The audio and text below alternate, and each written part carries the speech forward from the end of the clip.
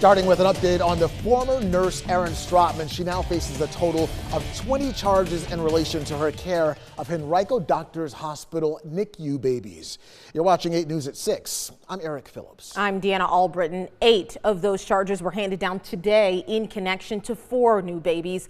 Our review shows they're in connection to allegations the state made when suspending her nursing license, which we first told you about last week. 8 News reporter Victoria Lucas joins us live in studio tonight. Vic, we have seen this trend in this case where more and more charges are issued or filed against Strotman.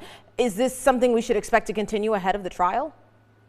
Eric, Deanna, you would think, right? But I spoke with a legal analyst who tells me there's no way to predict that. In fact, the charges that we're seeing stack up, that's because of careful and thorough investigating on the Commonwealth's part.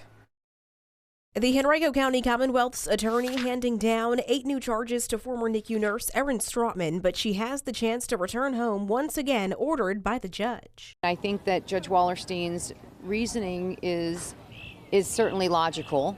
Doesn't mean that the Commonwealth isn't going to do everything that we think is appropriate and right at the time. Strotman now faces felony child abuse charges for all 9 babies the Commonwealth was investigating and malicious wounding, charges for 8, making for a total of 20 charges. Taking it back to January, Strotman faced 2 charges, 6 more in March, 2 dismissed, but 6 more added last month, making for a total of 12, and Wednesday's edition makes for 20.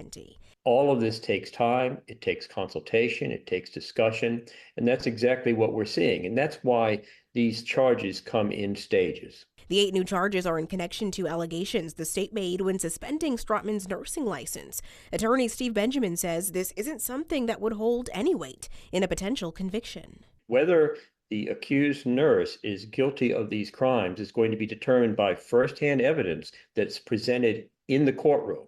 And that will not be the conclusions of other agencies guided by different standards, by different thresholds, by different concerns.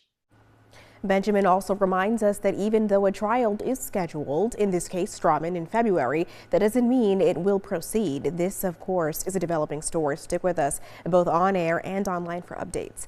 Live in studio, Victoria Lucas, 8 News. Thanks, Victoria. And to see our full coverage of this case, be sure to scan that QR code on your screen. That will take you to our website, this particular landing page, where you'll be able to find the breaking news we just covered, plus many other updates.